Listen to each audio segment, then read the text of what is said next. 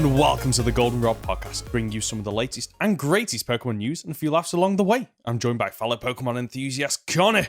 Before we begin, you can jump around the podcast by using the timestamps in the description below. Conor, how are you enjoying this heat wave? Oh, I am loving every single minute of it, mate. I was actually going to say, I apologize to our audience at home. If my end of sound quality isn't quite as good as it usually is, I have got a fan blowing on me full blast, and I'm not sorry about that. You know, it's too bloody hot. No, it's a little bit overkill, to be quite honest with you. It's been nice when I've been outside in the sun, been lounging around, reading a book, enjoying it. But when you are stuck in your office all day and you've opened up all the windows and the doors, but your computer is on all day, pumping out heat left, right, and center, it becomes a little bit unbearable. I'm feeling quite comfortable right now in the room. I can guarantee you by the end of the podcast, I'm going to be sweating bricks. Oh, I'm already there. And the thing is, we're recording this for the first time before my other recording session where I am on camera. So I'm just going to have to, between sessions, just go and scrub my face of all the sweat that has fallen upon me. Oh, lovely. Yeah. Sometimes I don't mind that. That sounds really weird. Like when you're outside, it's all right. It's like when you're outside in the sun, you're sweating a bit. It feels natural. It feels like I'm getting rid of rubbish out of my system. Well, that's the idea of it. Good. The breeze comes along and blows the sweat off your face, and it opens up the pores, and that's what cools you down. And it's fine. When you're indoors, though, you're it's just the most sat horrible. Yeah, it's disgusting. It's horrible. Your it's chair, have you got an open back chair, or have you got a hard leather chair? It's a hard leather. Ooh. At least it might be fake leather, to be quite honest with you. I'm not 100% sure. I think it's fake. It's one of the I want to say I don't know. I can't remember now. It's a chair. It's a chair. That's all you need to know. But it's not. This chair isn't actually that bad. It doesn't stick to you or anything like that when it gets warm. So it's a really nice chair. Actually, I really like it. What about you? What have you got? So I've got. I think I even did a video on this chair. I love it to pieces. It's one of the ones I got from IKEA. It's like pleather top and bottom, but it's got an actual curved mesh back to it. So it's just slightly cooler on me, and I don't. That's all right. Unlike I have had previously, I don't stick to this one. No. Okay. Right. Well, that's the worst, isn't it? When you stick to real. Just hang on, give me a second. And you just feel it almost ripping your skin. It's never nice. Anyway, enough about chairs. This isn't a chair podcast. This is a Pokemon podcast. So this week, Conor came up with the amazing idea that we should discuss the future of the main Pokemon games. Yeah? Well, our hopes for it, what we might think could come out, with speculation, that kind of stuff. I don't know. It's we're running out of ideas quick and fast, aren't we? To break the fourth wall a little bit, we were really hoping there was going to be a trailer drop for Scarlet and Violet, and then it didn't happen. And now we're here. We did discuss the idea of maybe going over a load of the leaks that dropped on Twitter yesterday. But this is dodgy ground, that is. It's either you're gonna. I feel like after the discussion we had yesterday, people that are looking for those leaks are going to go out and find them anyway. I don't think they're going to come to this podcast. And the people that we have got, the small community that we have got that are listening to us or watching us on YouTube, they might be a bit peeved off if all of a sudden we start talking about leaks. Especially how some people don't want to know about the leaks. They just want to go into a game completely fresh. They don't want any spoilers. Some people just don't watch the trailers either. It would have been nice to have had a trailer that we could discuss. And I know what's going to happen. We're going to talk about loads in Gen 9 this week, and then there's going to be a trailer between this week and next week, and we're going to have to discuss it all over again, aren't we? Of course, every single time. You know how it is. Anyway, yeah. So we've wrapped up a couple of things that we want to talk about around Gen 9, the future, moving on to Gen 10, about DLC, whether or not we want multiple versions. So there's a lot to unpack here. So you're probably going to be getting your money's worth and getting a really long episode. So without further ado, should we jump into Gen 9 then? Gen 9. What about Gen 9? Let's start there and go, how are you feeling now? Because we obviously discussed this about 5-6 weeks ago now, when we spoke about Gen 9. Have your thoughts changed? Are you feeling more optimistic, more pessimistic? I am still optimistic for these games. So I have a couple of reserves. I still don't think, although the graphics are maybe the best we've ever seen in the franchise, I like the new textures that they're going with. It looks more like Snap than it ever has before, and we can all basically agree that Snap is one of the best looking Pokemon games there is out. But it's still not up to snuff, really, is it? It's not up there with the other titles we're getting. I mean, I know people throw Xenoblade Chronicles into the mix and be like, look, this is what grass should look like on the Switch. This is what stuff should look like on the Switch. And there's arguments both ways about, well, Xenoblade Chronicles doesn't have 800, 1,000 odd Pokemon, lots of different forms, lots of different moves, and has to program all that in and have it all work together. And there's a lot that goes into them, but I don't know. There's been an argument for a long time that Game Freak don't like to outsource too much because they feel that a smaller team gets a better job done because it's easier to communicate amongst them. Which is fine. It works. I understand that thinking. I just don't think it's viable anymore. And when Masuda left Game Freak a couple of weeks ago, that was one of my big thinkings was, are we going to start seeing a shakeup in how Game Freak produce games? Is it going to be more... Are there going to be more outsourcing? Are they going to be bringing people in from Monolith to help them out with ideas and actually how to master these games? Wrong word. What am I looking for? Not compress. How do you like? But to just polish them, like give them a bit more of a like. Get the most out of the little bit they have. Yes, yeah. So two things there. Masuda, right? What was their role at the organization? So Masuda became good old Junichi Masuda he wasn't a CEO. I couldn't tell you off the top of my head. For the longest time, he directed a lot of Pokemon games. Right. I think the last game he worked on was Let's Go. That he was the director of that. Junichi Masuda is an interesting one because he is a high up member of Game Freak, but and I read an interview once that because his background is in music, that's kind of what he does. He creates music. He and designed a lot of the music that we all love from Red and Blue and things like that. But when he talks to people about game making and how he wants the game to be made, he speaks in very musical terms. Oh. And yeah, I couldn't tell you exactly what he says because I'm not a musical person, but apparently that's how he orchestrates rather than directs. Right. Okay.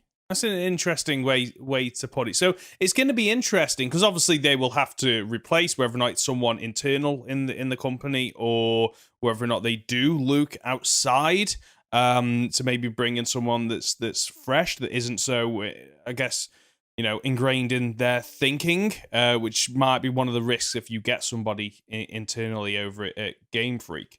And you mentioned something else. Did you mention Monolith, was it? Yes. So what's that? So Monolith you're going to pull me up on these things now. Monolith, I'm pretty sure, are the guys who did Breath of the Wild. Oh God. No, I think you're right. It does ring about. They definitely did Xenoblade. They definitely did the Xenoblade. Oh, here we go. Oh, so it's the Nate. Oh, are you doing some research on the fly? I am. They do Xenoblade Chronicles for certain. Okay. And I think they worked on Breath of the Wild. Right. That might be where I've seen their logo then, because I've played Breath of the Wild. Still not completed it, several years on. But the Kyoto branch has provided support for The Legend of Zelda Skyward Sword, Animal Crossing, Link Between Worlds, Splatoon, Breath of the Wild. Oh, wow. Yeah. Okay. So they've worked on lots of the probably, I'd say, core games outside of, I guess, Pokemon and Mario are probably the other two core pillars of the Nintendo Switch era. So if they are working alongside a company that size that probably does know how to get the best out of the Switch software, because what we have to remember as well, the Switch is several years old now, isn't it? Massively. In fact, there's even rumors, once again, as there always are, of a Switch Pro coming soon next year, end of this year. So Not to go too much into that, but I think it's quite relevant, actually, is there have been strong rumors that one of the reasons why Breath of the Wild 2 is being delayed is because they are really struggling to get it to work to the best it can on the current Switch. and there's rumors that it's being held back as a launch title for a successor to the Switch, Switch 2, shall we call it? And it's interesting to think that maybe, part of the issues with the games on the Switch, maybe that the quality of them isn't so much down to Game Freak and the Pokemon Company, but maybe it's an issue with the hardware for some parts. Don't get me wrong, like I'm thinking back to Pokemon Sword and the trees, and even watching the trailer for the Gen 9 games. There's parts where you think, "Oh, that doesn't look quite that polished." And I know we're several months away and all that, but it does make me think: have they kind of, is their team internally maybe either not getting the most out of it because they don't understand the software, or are they quite limited? I guess, but I don't know. I don't think they're limited by the hardware. As I say, Xenoblade Chronicles, I don't know if you've seen any gameplay footage from it. It's stunning. It's so beautiful. And, that's another game where you run around and there's monsters in the wild and they're all actual size. And I'm going to bring up the grass again because it's the grass that really stands out to me in this trailer at the moment. It's like, you're clearly just pixels on the ground scattered around. I thought we'd come away from this a long, long time ago. We're better than this now. So I'm gonna try and move away from graphics a little bit because we all know that Pokemon is just not. They're not on it. That's not. No. They're not. They are behind in terms of all the AAA developers. They are behind in terms of graphics, and ultimately that isn't what I think appeals to most people playing Pokemon. If you go back and look at any of the gens that have come out, they are always behind similar games. So I'm thinking like the Final Fantasy games on the 3DS, like Bravely Default, they look better. Going back as far as the Game Boy, like there were games on there that look better, as better as you can when it's all pixelated. I think like the last time I can think going back where a Pokemon game was probably at the forefront in terms of how it looked and pushing the boundaries was probably the Game Boy Advance games, to be quite big. But that was because it was all new, it was colourful, it looked absolutely fantastic. But anyway, we're digressing. Let's move away from the graphics. How are you feeling now that you've had a bit of time with the Pokemon that have been announced? Do you still like, because there's Lechonk, everyone loves Lechonk, the starters seem to be getting a lot of praise. Are you still liking the starters? I still like them. I'm interested to see where they go with them. I think that's always one of the issues. For instance, like going back to Sun and Moon, I looked at Popplio and was like, oh, I really like it. Adorable. And then I saw Primarina and I was like, I'm not sure anymore, actually. I don't. And I've never used a Popplio or a Primarina in any playthrough ever because I'm not a fan of the design. For all the hate I'm going to get, I'm not the biggest fan of Incineroar.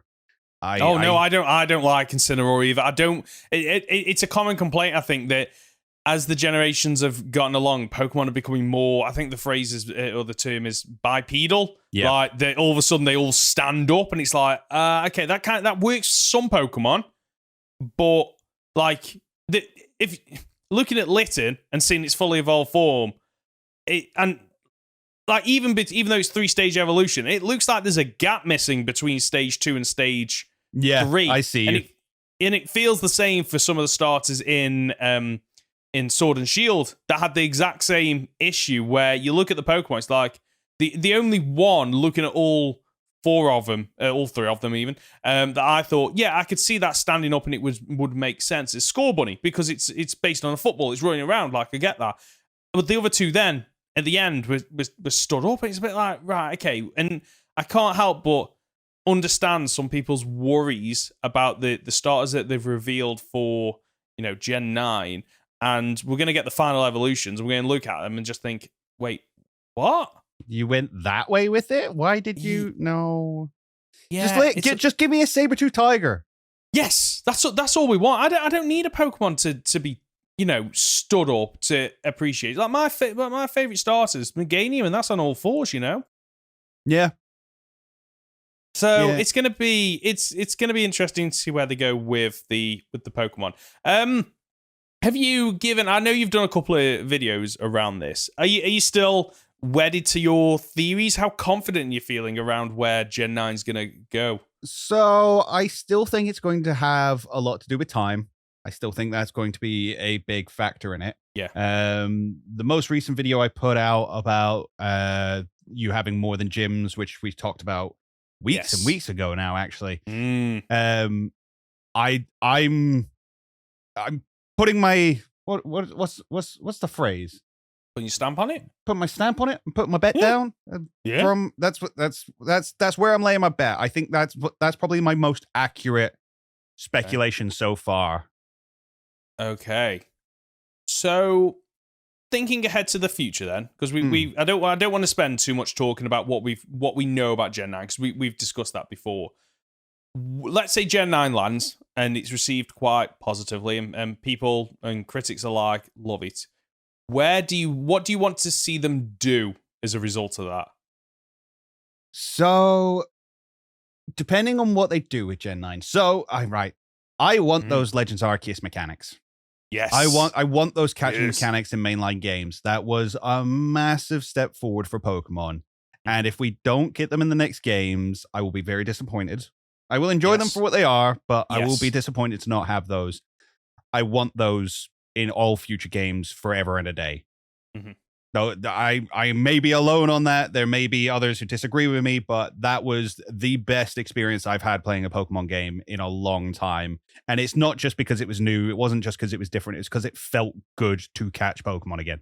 So I want those brought in. Another thing from Legends Arceus, I don't think we should realistically... Now, hang on, I'm going back on myself. I don't think that 2 games is necessary anymore. Okay. Especially after Legends Arceus. And I released a video a while back stating that there was going to be sort of really massive differences between Scarlet and Violet, that I think they could, if they wanted to, make a much bigger difference than a couple of, this Pokemon only appears here and this Pokemon only appears here. Oh, well, we've got a professor over here and a professor over here. I need more than that to justify you releasing these 2 games. Agreed. I think that it goes back. I think in the first couple of generations, it was a quirky little feature. I like that because it was all about, working with other people to transfer Pokemon to each other. And I like that. And I can't help but feel that as time has gone on, it becomes a little less relevant, if ever it was relevant, especially with the introduction of Pokemon Home and being able to trade wirelessly with other people. So it kind of loses that aspect because it's quite easy now to get all the Pokemon in a Pokedex, which is a daft argument considering that whole scenario has been manufactured by Game Freak in order to sell 2 copies. Because I do know people that in the past I've bought both versions of the game, and like you, I don't think there's enough in it to justify 2 games. I mean, Sword and Shield did a little bit more than with I think gym is leaders, but I bought Pokemon Sword and I still haven't touched Pokemon Shield. And my thought was that when you got to those gyms, it would be completely different on the inside. And my understanding is it's not. No, it's basically the same puzzles with a different texture. Yes. So straight away, all they have done in that game is just swapped a couple of models and textures around. That's all they've done. And for me, that was one of the reasons why going into Gen 9 and all the other gens previously, why I only buy 1 version. I flat out refuse to buy 2 because for me, money wise, I would be buying 2 full games and I'm getting 1.5 of a game or something like that. Like 95% of the other game just is exactly the same as the original. So why would I do that? Yeah. And I mean, at least back in the day where you had to meet up with someone physically and you had to have the link cable and it was, I'll connect my game to your game. and we'll trade these Pokemon here in person because you've got blue and I've got red. There was something a little bit magical about it. Agreed. It wasn't perfect. Sure, they were still using it as a way to just like sell more titles, but there was something there that captured our imaginations. It's why Pokemon is as big as it is. And nowadays, you just do it all online, and you don't know if the person you're trading with has Sword or Shield, or just has them all from home, or it's just like, oh, okay. Yeah, so. Did you see that video that came out might have been a couple of weeks back now? That originally there was supposed to be like 50,000 versions of Gen 1. Have you seen that? No. Okay, so apparently, in when in the very original games, you had that. Well, you still have it, but you have the Pokemon ID, don't you? And that basically it helps to program some of what changes. For the most part, most players won't ever know it actually impacts on the back end. The only reason I know is in the past where I've had to change the Gen 2 clock in game, you have to like basically go onto a website, input your ID, and then it basically figures out, oh, okay, you need this code in order to change things. Wow. Yeah. I thought you were at least going to stay the radio tower, but no. No, unfortunately not. So apparently, back in the day with Gen 1, they wanted to release 50,000 versions. Now, I don't know how that would work. I'd imagine you'd still only get red or blue, but apparently different cartridges would have different ID values, and that would impact on the game, i.e. what Pokemon you find out in the wild and where you find them. So it was supposed to be more, okay, you go off on your adventure, and the chances of you meeting someone in your circle who has also been on the exact same adventure is very low because the Pokemon are in different areas and whatnot.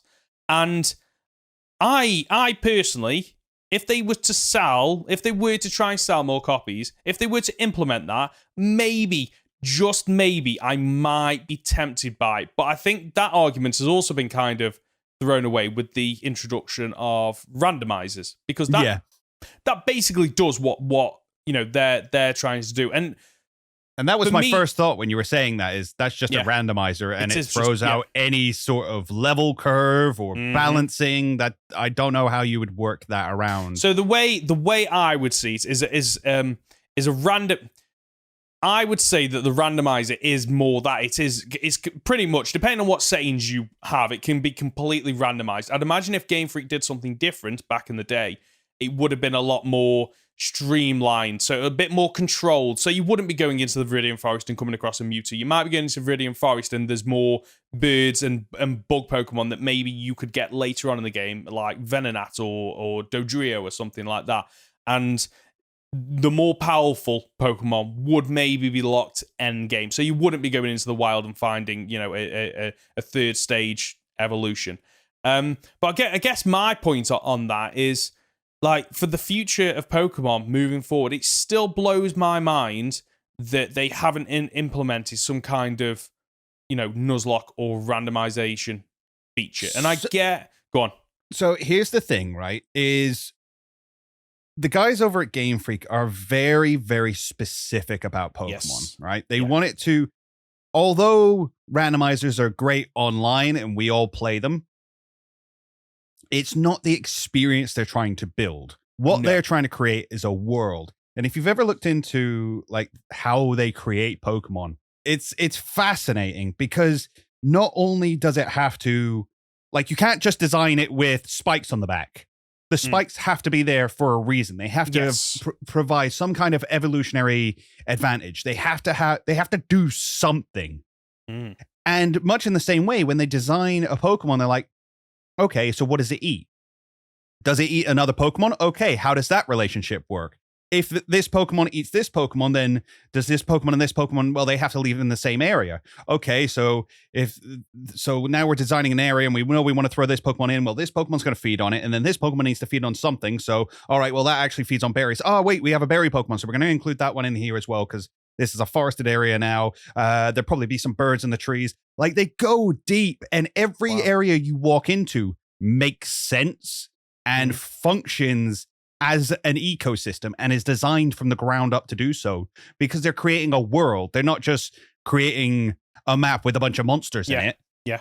They're creating a world. And that's why Pokemon stands out from all of the other games that are trying to go down that monster capture, monster fight genre, is because they put that much care into it.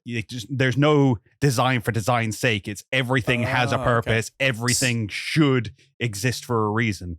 See, that when you were telling me that, I was thinking back to all the different areas that I've visited during the Pokemon games and thought, oh, actually, you know what? That does make sense because all of them were, you know, every route that you go on is like a separate biome ultimately, and what you get there might not be in the next biome. Yeah, but I mean, you look at the first route. You go out and there's a bunch of Rattata and Pidgey. Yeah. Why is there Rattata? Because you're around civilization, so there's loads of rubbish and stuff and human waste for them to feed on. Not waste, but trash. Yeah. And then you've got the Pidgey, who again can live harmoniously around humans, but you've got Viridian Forest just slightly north of there, so they got all the bug Pokemon that they can feed on. See, that it makes sense, and I love that. And then I think to the wild area in Pokemon Sword and I thought Shield. you were going to bring this up. And it kind of because it doesn't work for that, but I'm thinking of Galar Mine, the Galar Mines. It makes sense. It makes sense there. What you're saying makes sense for every single route in that game, except for the wild area.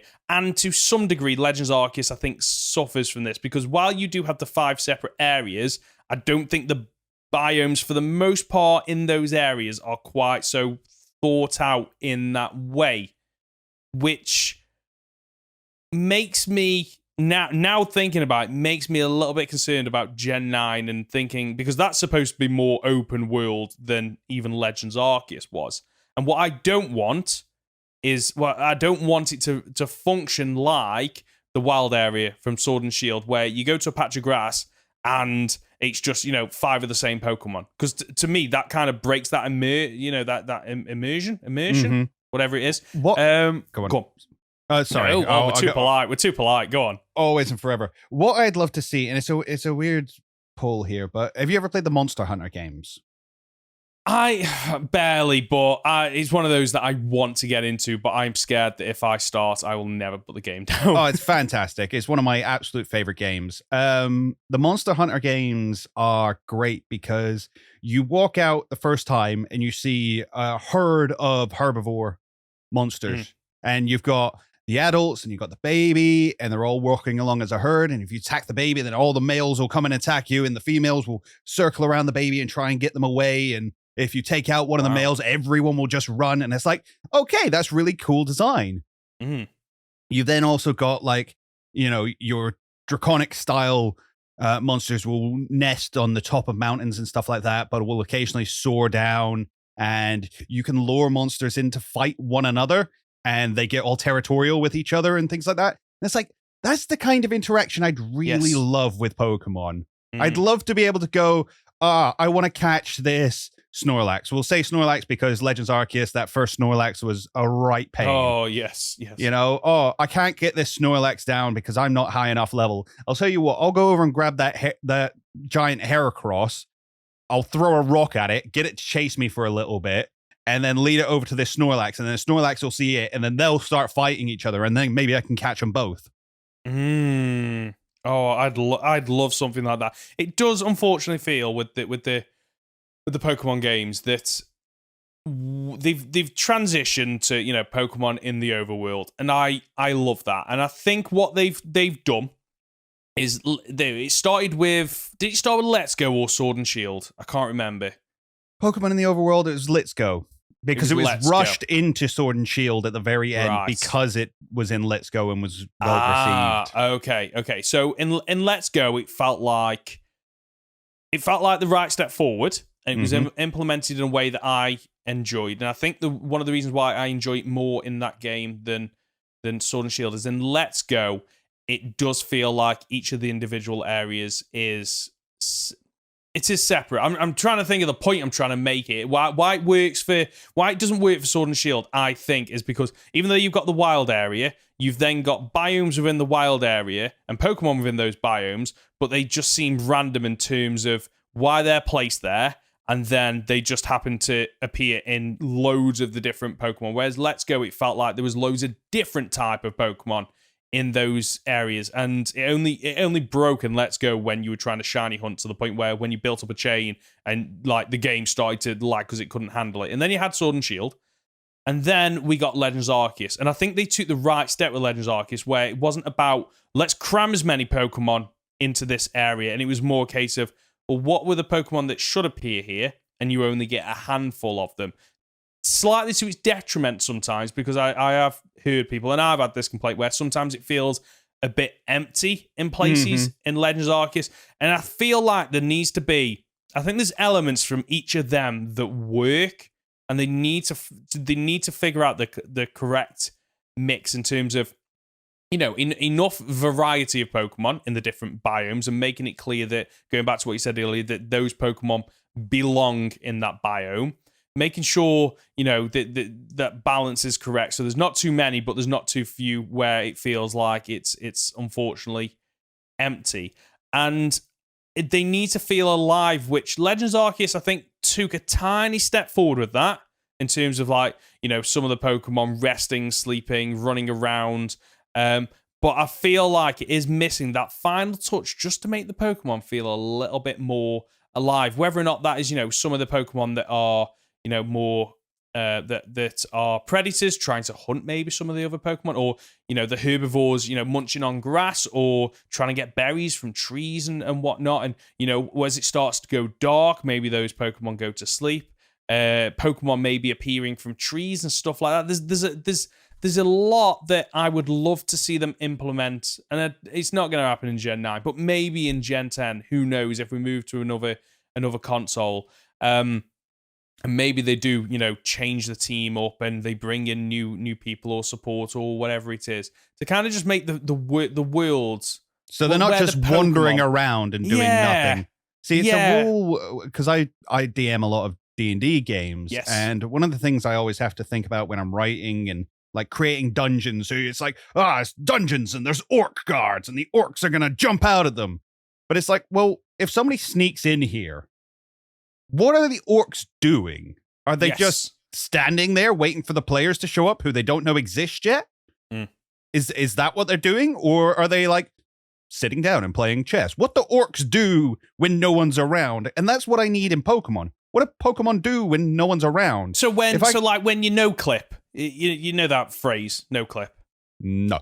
Okay, so it's like in a video game, and basically you kind of clip out so you can go anywhere and zoom through walls and stuff like that, so you can see things that the player isn't typically supposed to see. So in Pokemon, it'd be a case of, okay, there's a wild area over there, and there's Pokemon, and the game doesn't know. The game thinks I'm over here in this city, but I've no-clipped, and I'm going to travel over there, and because the game still thinks that I'm in the city, the Pokemon or whatever's over there will do whatever they're programmed to do when you're not around. When ideally, what we're both saying is that if the game thinks you're not around, those Pokemon should still be living. They should still be doing things that, you know, wild animals would do in nature. Especially if you're including sneaking mechanics. I should be able to be David Attenborough. I should be able to walk around and be like, and here we see two Pikachu by the sea, out on a date, as Pikachu are known to do. Look at them both staring off at the sunset. One just leant its head on the other one's shoulder. Isn't it cute? You know, I should be able to do that and just watch. I should just be able to observe these Pokemon in the wild and be like, yep, this is cool. This is great. Yep. And I know it's a lot harder. I know implementing that level of AI, because like you can create a game like Skyrim and you include human AI, and then you sort of go, oh, well, a wizard will do this and a fighter will do this and that kind of thing. To try and implement that for 800 odd Pokemon is asking a lot. I know it is. Doesn't mean I don't want it. Yeah, no, agreed. And like, I think that they kind of shot themselves in the foot, because obviously with Gen 8, they were like, right, okay, we're not having the national decks. Okay, fine. And then they explained, well, the reason why is because we want higher quality animations, and we haven't got the time to do that for all the Pokemon. Okay, fine. I'm okay with that. But then what got bought out was like, okay, was that just an excuse? Because it kind of feels like it was just an excuse. Whereas if they did lie about that one a little bit. Whereas if they turned around at Gen 9 said, you know what, there is going to be 50 new Pokemon, 150 old Pokemon for a total of 200 Pokemon. That's all you're going to get in this game in the wild. That's not to say you can't import them in via Pokemon Home or whatever other mechanics. But because you can't find them in the wild, they don't need to have those animations built, whether or not it's eating berries, chasing other Pokemon, sleeping, whatever it might be. But they only stuck with, we got 200 Pokemon with great animations, new, unique, methods of running around, just feeling like they're alive. I'd be absolutely down for that. I would be absolutely fine with that because we've seen it they've done it before in Gen 5 where it was like, right, no old Pokemon until you've completed the Elite Four. And yeah. I'd be perfectly fine with them just going, right, okay, for each generation, we will take a core chunk of Pokemon that would make sense for that area. We will give them new animations and maybe new designs, whatever it might be, regional forms. And if you want the other Pokemon in your team, in your Pokemon game, you've got to beat the Elite Four. Once you've beaten the Elite Four, you can import any Pokemon from past Pokemon games into this game, but you won't ever be able to find them in the wild. I'd be perfectly fine with that. Don't get me wrong, it's a little bit annoying because then you're kind of tied into, well, I need to buy Pokemon Home in order to transfer these in. But typically, I don't really do that. Whenever I get a new game, I like to play with whatever is available to me because ultimately that is, the game creator's choice. That's what they want. That's why those Pokemon are in there. I would much more prefer that. Yeah, no, I completely agree. I think if you're going to include a national dex, if you're going to include a regional dex, that's going to be small anyway, as you say, around 150 to 200.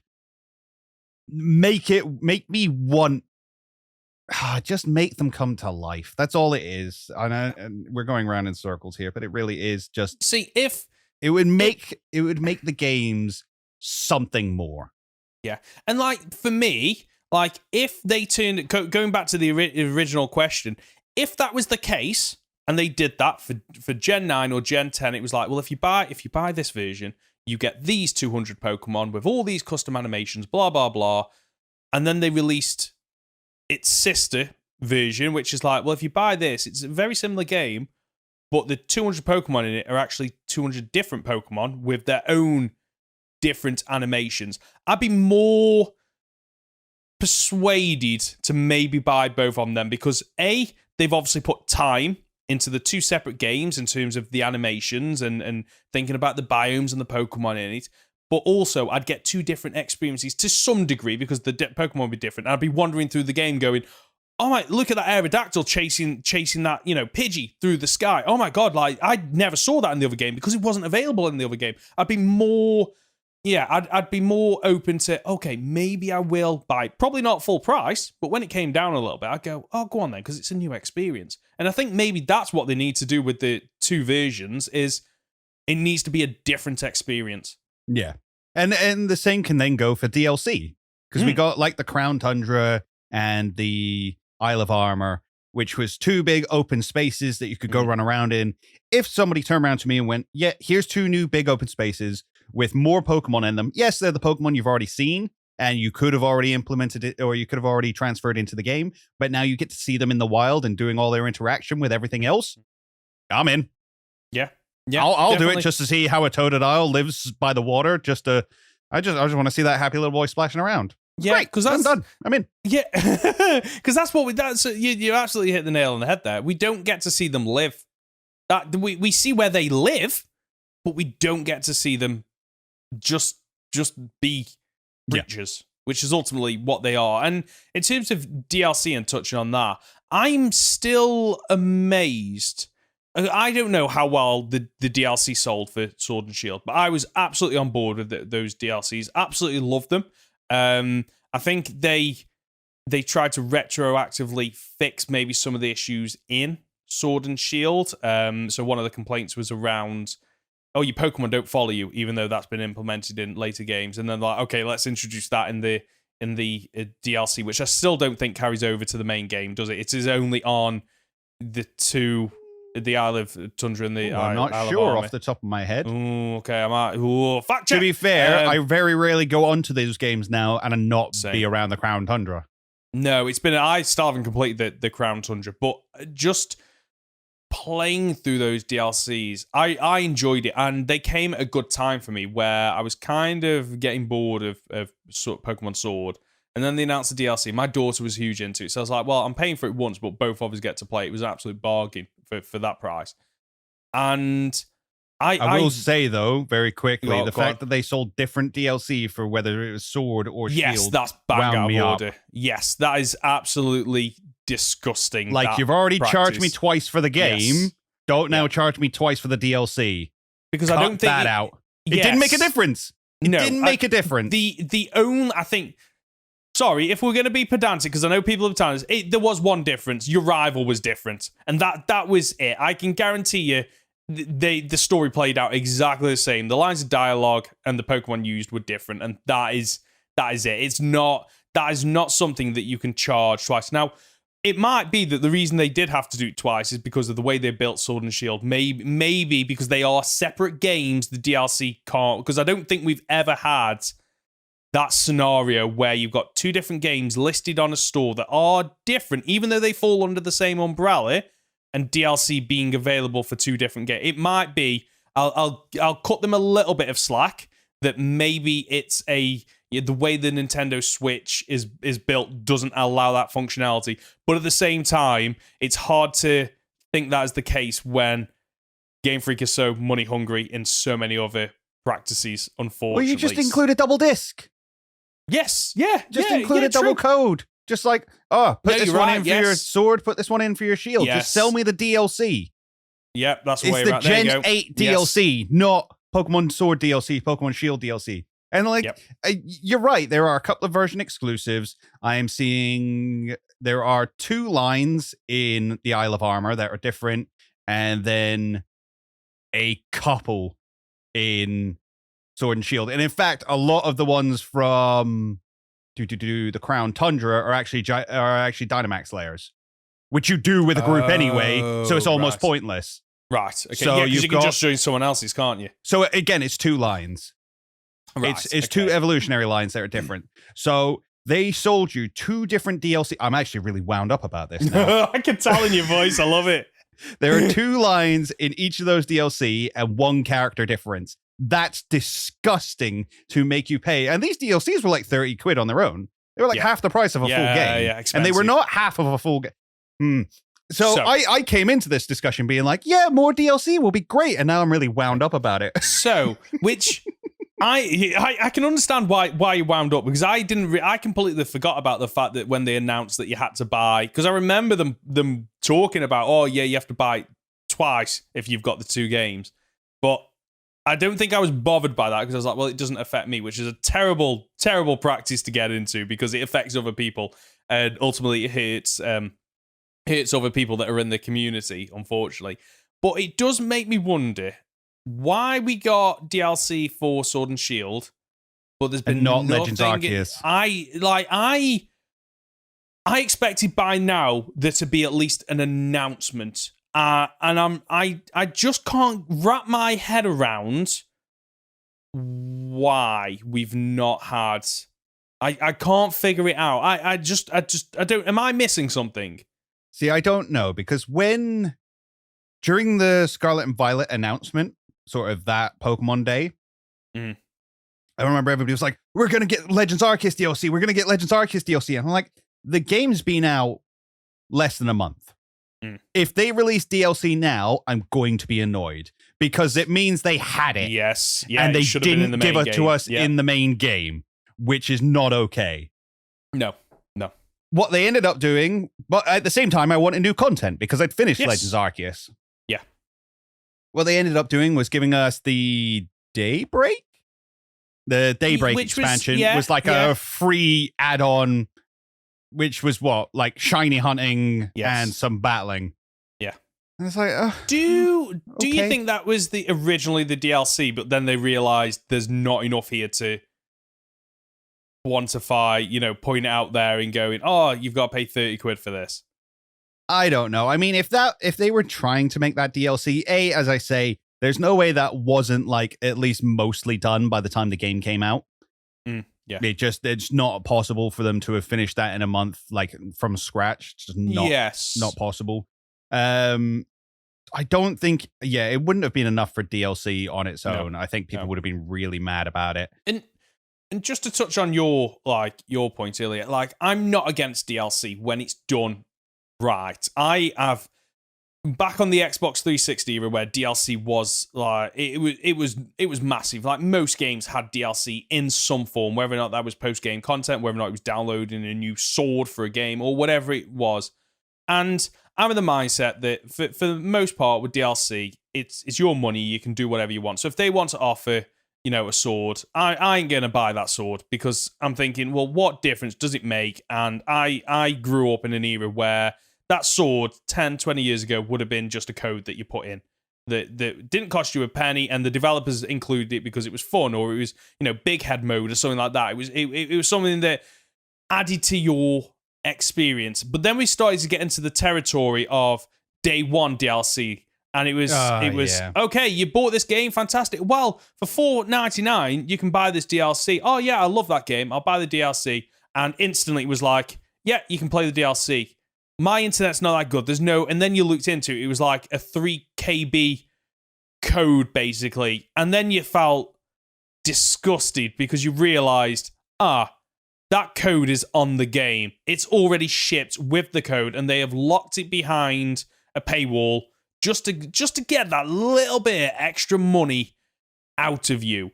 And with the Legends Arceus stuff, if it came out now, or if they announced it now, I would be thinking, well, chances are it's not on the game, because it's been that long that it should, for the most part, be new content. And I'd be okay with that. I'd be okay with them bringing something out and going, okay, it's, £20, whatever it might be, and you get to, travel to an island just off the coast of Hisui, and you get to explore and meet new Pokemon, meet new trainers, whatever it might be. I'd be down for that. And I'm still shocked they haven't done that. But whether or not that's because the staff have literally gone from Legends Arceus and probably crunch work and getting it done and rushed out as soon as possible, to them being, okay, now you're on to Gen 9.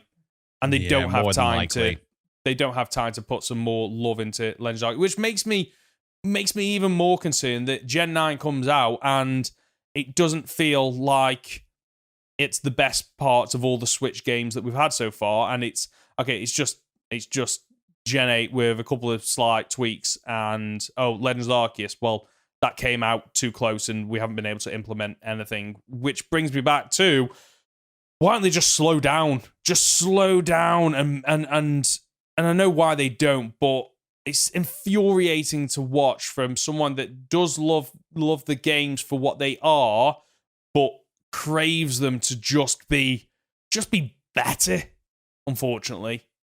No, I agree. I mean, we were talking about it before before we started recording, about Breath of the Wild being delayed again. Or maybe we might have even spoke about it in this recording. It's really hot. We did. But, Pokemon will never, ever have that choice. Yeah. They will never have the option to be like, I'm going to delay this game because it's not ready. I'm going to put it back 2, 3, 4 years. Yeah. It's just not possible. And there's another Pokemon podcast that I listen to infrequently, and they were breaking down highest grossing franchises to kind of put into perspective around Pokemon and how much money they make. And they do make an absolute shed load. Yep. Pokemon makes a shed load, but the Pokemon games aren't Pokemon. I think some people forget that, because there's 3 companies involved, unfortunately. There's the Pokemon Company, there's Game Freak, and then there's, I think, Nintendo's the third one. They all own a portion of Pokemon. Yes. So Pokemon, the games, typically have to come out before everything else, because all the merchandise is tied to the latest game. So, Gen 9 is going to come out, and then from Gen 9 they will follow out all the plushies, all the cards, any spin-off games and films and anime, and it all spins out from that.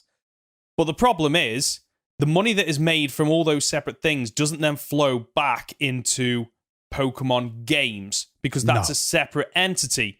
So when people go, well, it's the highest grossing, franchise in the world, it is, but a lot of that money is locked away from Game Freak and what they can do with the games. And I'm pretty sure they said only 12%. I might be wrong here because it was a long time ago that I listened to this. Only 12% of the money made by Pokemon is actually from the video games. Everything else comes from all the things that I've previously mentioned. So I can't help but feel a bit sorry for them that. And it's a success of their own making, but also a problem of their own making that they've done all this amazing stuff, but the money that they need to kind of take it to the next level, unfortunately, maybe isn't there, as well as the time. I think the time is a big one, unfortunately. And they're hammered into this issue, and I think thinking back, I personally, I don't think if they. Because how often do the games come out? Every 3 years? Something like that? Yeah, roughly every 3 years. Every new generation comes out every 3 years. I don't think if they took an extra year to polish, to create, to build, whatever it might be, I don't think they'd see sales drop that much. Especially considering things like the anime with Pokemon Journey that we've spoken about over the last couple of weeks has proven that it doesn't need to follow the exact formula of the video games. They can go off and do their own thing, and they've got enough Pokemon content to be able to go, oh, so the games are going to take an extra year. Well, then that's fine because we can still do different versions of trading cards. Oh, we can still do new and unique plushies that maybe we haven't done before. Oh, the Pokemon anime, well, it can have a spin-off adventure like going to the Orange Isles or whatever they called it at the end of or during Gen 1. But I can't help but feel frustrated that a lot of the issues that they probably complain about internally, staff probably do. I'd imagine staff do hear the complaints from the Pokemon community, as wide and varied as they are. Unfortunately, they're not really, driven to one or two key points that they can address, and it's like a scattergun approach of all these different issues. Game Freak are tuned into their audience to a fault sometimes as well. Yes, agreed.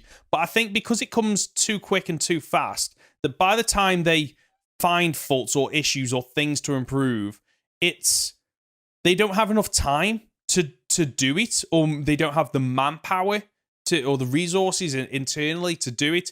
And I would just love for them to go, okay, Gen 9's come out, fantastic. Well, what we're going to do is actually Gen 10 is going to come out on the next version of the Switch. Instead of 3 years, we're going to take 5 years. You're going to get a bit of DLC just to tide you over between Gen 9 and Gen 10. And Gen 10, because it is such a, like, when you talk about anniversaries and stuff like that, the 10th generation of Pokemon game is probably a big anniversary. Like, oh, we're celebrating X number of years, X number of Pokemon, all these different spin-offs and media and whatnot. This is it.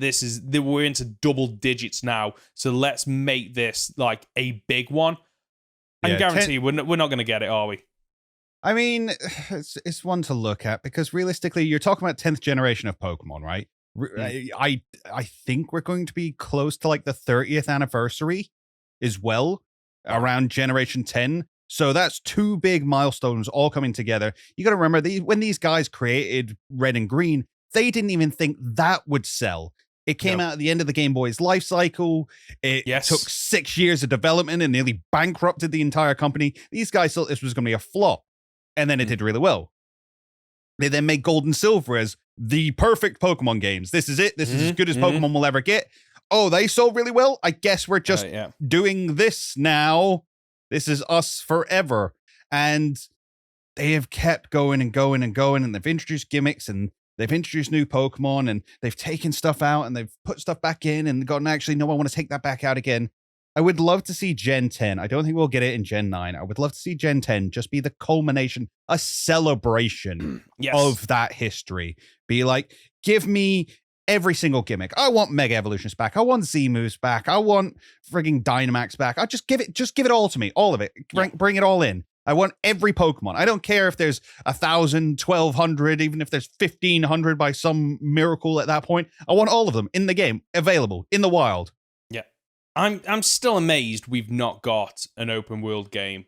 Like, that is, and I hate these types of games. They're called, what are these, service games or service on demand or something like that? Live service games. I can't remember the term they use, but it's basically where the world constantly develops, and typically you don't actually have to buy the game. Typically it's free, and then all the extra stuff, well, you can buy that, you can download that, whatever it might be. And I'm still amazed they've not gone down that route of, Pokemon as a live service where, okay, you get to, you've got multiple regions, you get to choose where you start, and then you get to go off, you have your adventure, and from a business point of view, it makes sense, because then, okay, well, you've started your journey. Oh, well, I'll tell you what, buy this starter pack and you'll get Pokeballs, or, you'll get more Pokeballs or Ultra Balls at the start of the game, blah, blah, blah. Oh, right, well, you want to get ahead and complete the Pokedex and catch all these mons. Well, you can go over to the game corner, you can buy the Pokemon that you really want. I'm absolutely amazed. I don't want that to some degree. An open world game I want, but I don't want all the extra nastiness that comes with it in terms of you can buy things. But I'm amazed we haven't gone down that route yet. I am still surprised that back in the day when everybody was making an MMO, we never got a Pokemon MMO.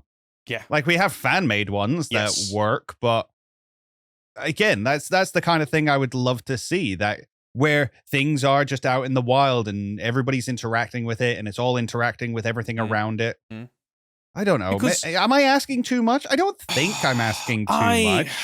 I don't think we'd be asking too much of a typical games company, because they've proven they can do it. But I think maybe we are asking too much of Pokemon, because they've got all these issues that we've discussed this episode that just hamper them. Said, should Game Freak hand off the franchise?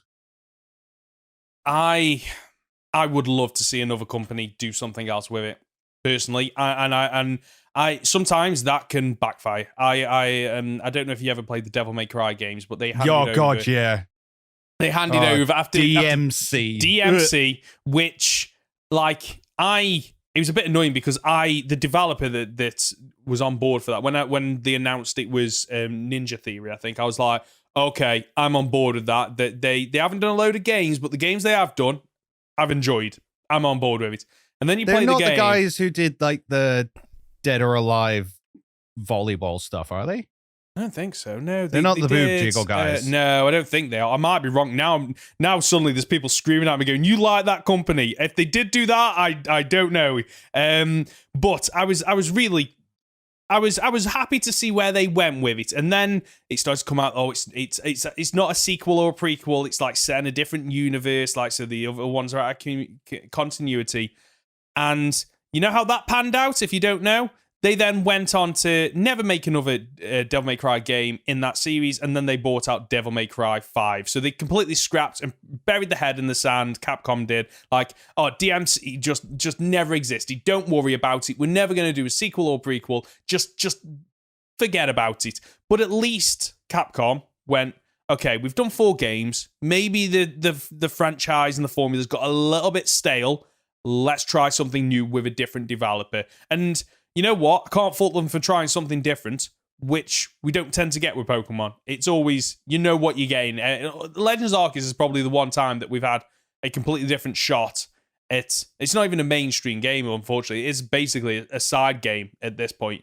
But at least they tried something new, and I'd fault them a lot less if every generation we got something, and it was I'd rather have a big swing and a miss than, okay, we're basically doing 90% of what we did last generation. We're going to introduce one new gimmick and remove one new gimmick, and you're going to be happy with it. Yeah, I mean, we're talking about handing the franchise off. Sorry, I know you wanted to move on there. I could feel it. First thing I'm going to say, no, it's Team Ninja I was thinking of. I just Googled Ninja Theory, and their Wikipedia page right at the top says, not to be confused with Team Ninja, aka the boob jiggle guys. I love it. It's like, all right. They obviously have handed off the franchise a couple of times now. They've given it to Capcom, who did... Was it Capcom who did Pokken and Snap? Oh, I don't think they did Snap, but they might have done Pokken, thinking about it. Which I maintain is a good game. Namco. I like that game. I like the battling Like if you're gonna get a Pokemon battling system as close to the anime as you can, that's probably it. To be honest with you, and Bandai did them both. Bandai did Namco.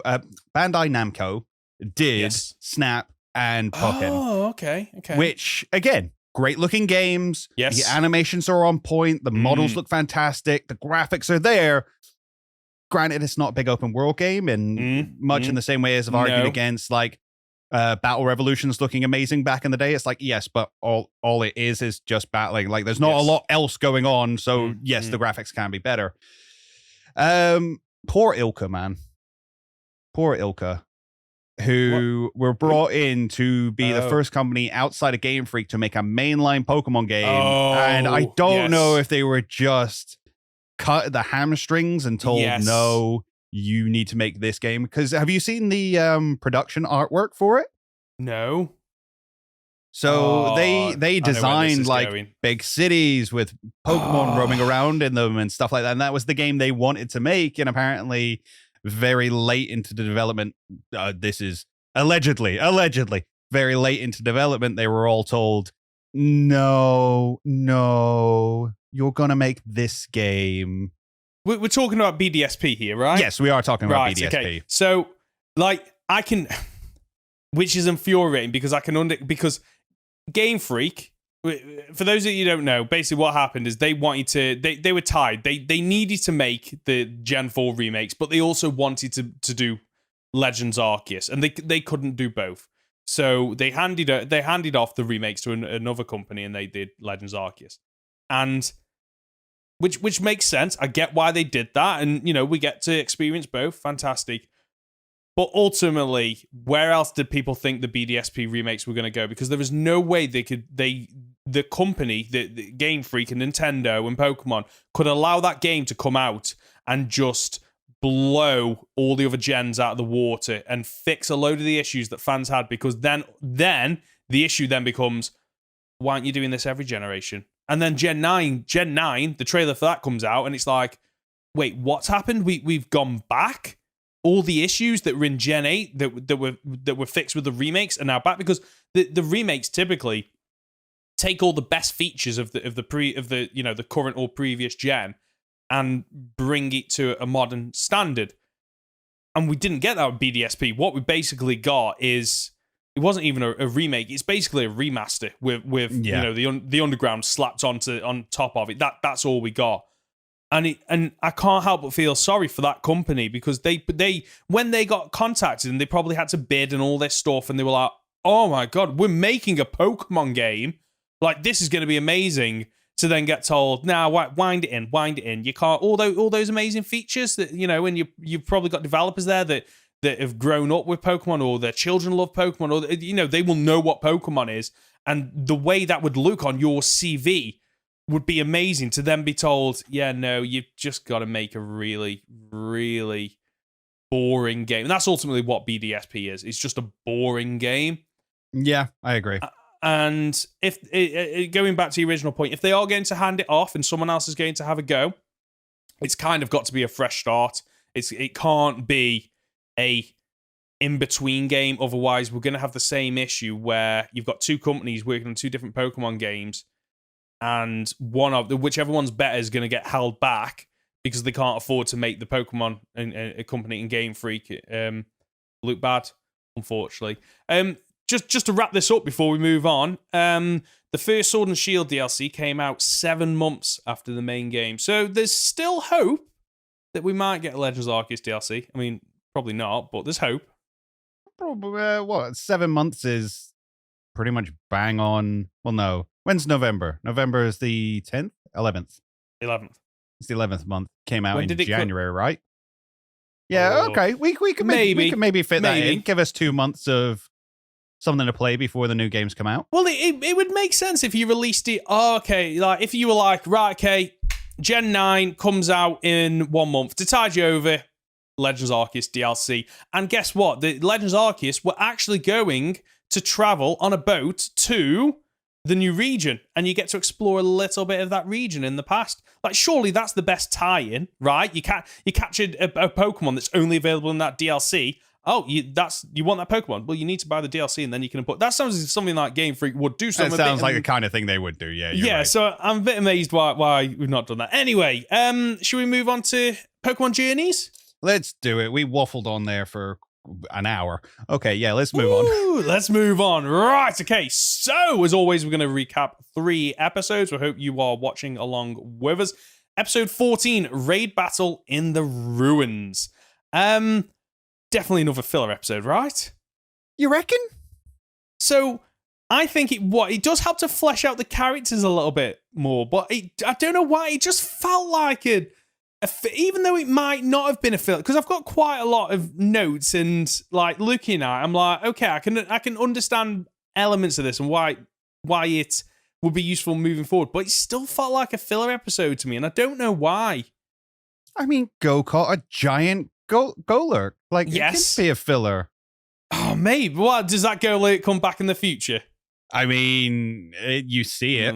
Yeah, okay. It sits in the garden, and you're like, "Oh, look, there's that Golurk they caught." Wasn't that cool? It's there. So I don't like this episode. I was just watching this episode, and there wasn't anything that grabbed me about it, unfortunately. Even though there's so much in it, and I don't know. Maybe I was just watching it at the wrong time. Maybe. Well, to be fair to you, I watched this at like 4 a.m. So right. maybe I was in a much like better mood than you were. Maybe. I literally didn't even have a word for the emotion. You know those moments where you're just so tired, you're like, yeah, okay. But despite that, I had like, despite what I said, I had I've made a load of notes. Apparently, I've been pronouncing Unova wrong. Unova. Unova is how you're supposed to. Yeah, it's Unova. It's always going to be Unova. Right, okay. Is that something that they've just changed for the anime for some reason? Or I don't know. No, I think it's always been the Unova region, but it sounds weird as a soft O to me. Yeah, it does. Yeah. It was the first thing when they said it, I was like, wait, what? It proper took me out. Maybe that's where it started.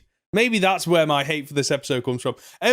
Apparently Meditite can use floating psychic powers, and I always forget that Pokemon is part psychic. It's just straight a fighting type. Yeah, I don't know why I always forget about it. There's nothing about its design that makes me think, oh, it's psychic as well. I will say this episode, you're talking about Unova. So they go to the Unova region. They don't really have a reason to go there.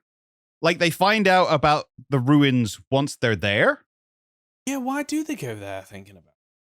Why did they know about the ruins? I don't know. I can't, because it's been a while since I've watched it. It's been the best part of about a week since I watched this, so I can't. I don't know. To be honest with you, I don't know why they go there. But like, it was great to see the Darmanitan statues. But just so I'm clear, I didn't miss that the Darmanitan statue turned into an actual Pokemon, right? So they're not Darmanitan statues. Oh, what are Darmanitan Zen mode.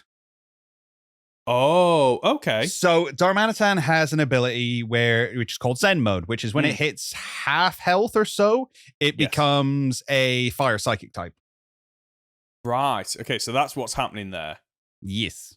Okay, right. I didn't pick up on that. One thing I did like is the mix of different Pokemon. So we had Pokemon from Gen 1, Gen 3, Gen 5, and Gen 8. I really like it. It's so good seeing all these different Pokemon from different generations and regions in one episode. I love that.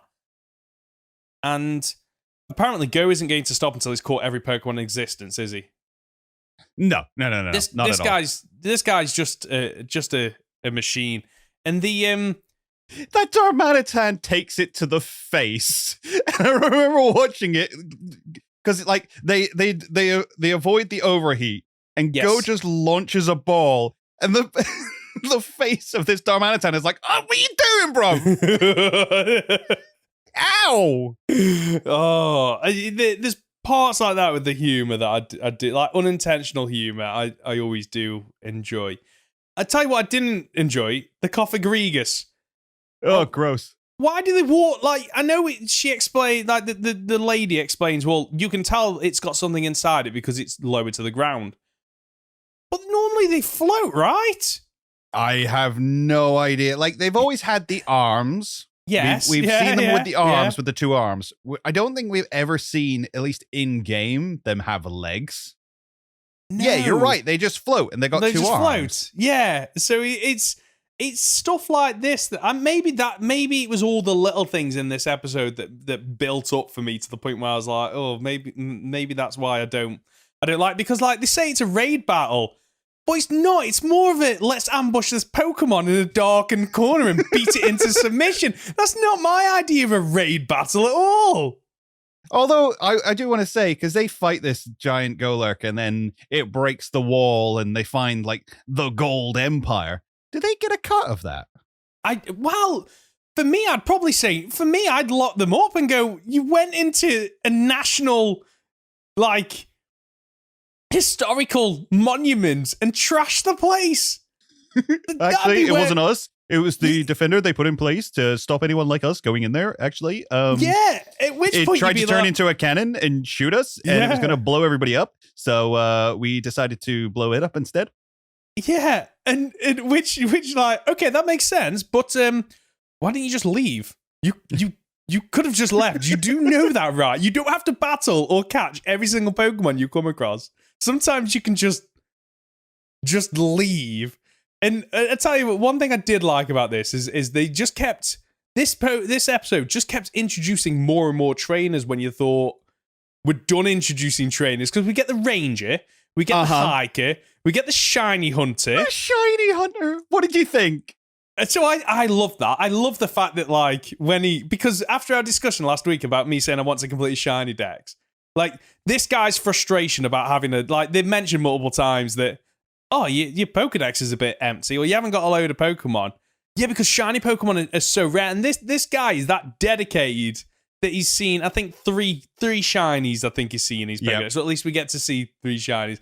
I absolutely love that. I love the fact when they bring a shiny into the anime, because it's not as common as in the game. Because in the games now, shinies are just common as anything, because like the amount of online battles and stuff or videos on YouTube, and it's always like, I got a shiny. It's like, yeah, haven't we all? But in the anime, see, it's still quite rare, isn't it? Mm-hmm. So seeing this guy just be like, a side up comes out, and I'm staring at the screen going, that's shiny, or is it just like really dark in where they are? And then like when they bring out, it's a shiny, I'm like, oh my god! And the way this guy is, just absolutely love how he is. It's brilliant. But can I just point out the shade that they're throwing though by naming him Shame? Wait, did I miss that? His name's Shame. Shame the Shiny Hunter. So not Shane, it's Shame. Shame. Shame. Oh, Shame the Shiny Hunter. Oh, this guy has a dream and everyone's just absolutely dunking on him. Poor person. Oh. I didn't trust the Ranger. I don't know about you. They don't come back. That was a one-off Pokemon. Oh, really? Character. Yeah. Oh, right. Like, the more that episode's going on, the more I was thinking, this Ranger's going to betray them or something last minute. This is going to become a recurring character. And it just doesn't... Like, the Ranger even gives them, like, several looks in the episode. I'm like, oh, this person, I'm telling you now. And, like, apparently I was sensing danger where there was none. Oh, okay. According to Bulbapedia, it is Shane, not Shame. But I was watching it on Netflix with the subtitles on it, and it 100% said Shame. I think that goes back to what I said last week about when Pikachu used, was it G-Max Bum Rush, I was thinking it was, or whatever it was. Like, honestly, I think I don't think they're as clear as they can be on like some of the actors when they're doing the talking. I don't think they're as clear as they can be, unfortunately, for whatever reason. But have you got anything else for this episode? Pikachu gets a smack to the face that looked horrendously painful. Oh, what was that from? I'm trying to remember. The Golurk like punches it square on in the face, and he lands in Ash's hand. He's just got a huge red mark on his face, and I was like, that's gonna come keen. Like, do Pokemon get? I know that in the anime, like they get scratches and stuff like that. You can see when they've been in a battle, but do they get like bruises? No, we've never seen them get a bruise. Right, okay. So Pikachu's fine then. So you can take a massive smack to the face, and all it gets is a little bit of a scuff. Yeah. Oh, okay. Right, should we move on to episode 15, A Snowy Day for Searching? Did you prefer this one? I did prefer this one. So is Go the first person to have it, other than Gen 3, to have a dad? Because most other protagonists, they have a mum. Other than Gen 3. Actually, I don't know. They have a mum, but they don't typically have a dad. So Pokemon's officially broken now. Go has an actual, well, you know what it is? It's because Gen 3, I know that they moved to the city, they moved to the region to be closer to the gym where Norman is now working. But I don't know why, I always considered Gen 3's parents to be separated because you don't see them together. And I get that, you do in Omega Ruby and Alpha Sapphire. Oh, do you? At the end of the post game, there's actually a whole bit where Norman comes home and they're having a chat with Professor Birch and his wife. And there's your dad and your mum sat there and they're have a chat, and then it's like, oh, isn't it wonderful that May and Brendan met each other? Oh, it's so wonderful. They're great together. Oh, they're out having a lovely not date at the Space Center. Oh, what should we cook for our son, darling? Oh, his favorite, of course, blah, blah, blah. And yeah, so they do. They're very much together. Oh, okay, right. That's fine. We're good to know that we can have mums and dads in Pokemon. They can be together. And Ash has a dad. Giovanni. Up for debate. He has been mentioned, I think, officially twice. Not it. He's a once Pokemon trainer, like one of the he? Yes, once in the very, very early episodes, he was noted to be a Pokemon trainer who went out on his own journey. And later on, I think it was the Zarude movie. That's the time recent. gap we're talking about here. It was the first season, and then the Zarude movie, which came out recently, and Ash himself talks about his father. Oh, wow. Right. Okay. Oh. Why? Interesting that we've never had him in the series. Don't need him. We don't need him. That yeah, it would be nice if eventually it was there as more than just a mention every now and again, some kind of plot point I'm thinking of Ash's dad seeing how far his son's progressed and being really proud of him because he left and he was never as good as he wanted to be, and his son is. But you would hope if he reaches like the world finals of the Coronation series, his dad would be there. You'd like to think so in the crowd, especially if he's a Pokemon trainer. Oh, yes. My son is about to become the best Pokemon trainer ever. I should probably show up for that one. Yeah, you should probably at least give him a call and go, yeah, I can't be there, but good luck. I believe in you. Blah blah blah. It's just really, really weird. Anyway, Go has 6 monitors. This guy has a better setup than me. I did think the exact same thing. I was like, damn, son. Like, where's he getting this money from? Well, his parents designed Pokemon Go. Wait, what? Not quite. They work for Go Developments, and they're like game developers. I didn't know they're electric. Oh, what was the actual thing they said? They said they were developers of some kind. Yes, but I can't remember what they did. But they did together. They did make a Go. They did indeed. They did indeed make a. So, do you think they named their company after their son, or their son after their company? I would, because of the timeline shenanigans and no one seems to age, I'd say, I'd probably say Go came first. Well, what about you? I'd certainly like to think it was that way around. Yeah, I'd be really annoyed if I was born and it'd be like if Tim Cook named his son Apple. It's just yes. God, what are you doing, Dad? What are you doing? Come on. It's a bit of a sad episode, actually, even though it isn't portrayed as that. But like, Go's parents are so busy with the business that they basically neglect Go, who's 10, probably the same age as Ash. But it doesn't affect Go. Go just loves it and he supports his parents, which is quite nice. Does it affect him? I think there's a little hint. Like Score Bunny looks at him going, yes, I don't think you're as okay with this as you're letting on. Yes. And that is why he inevitably takes the decision of like, I'm going to leave the house in the freezing weather to go and deliver food to them. Because if they can't come to me, I want to see my parents. I'm going to go see my parents. And it's a little bit heartbreaking. Yeah, it is. Speaking of other heartbreaking things, Cubone never catches a break. No matter what media or gen it's in, Cubone just has to be sad and they have to point out that his mum died. To be fair, I was watching this one with a friend and they were like, oh, Cubone, this will be a sad episode then. I'm like, yeah, they just throw him in there because they know it gets sympathy. Just immediately. It does. And I'm still amazed. Like, I don't... The more you think about Cubone, the more it just doesn't make sense because every Cubone is wearing a skull of its mother. But, like, does...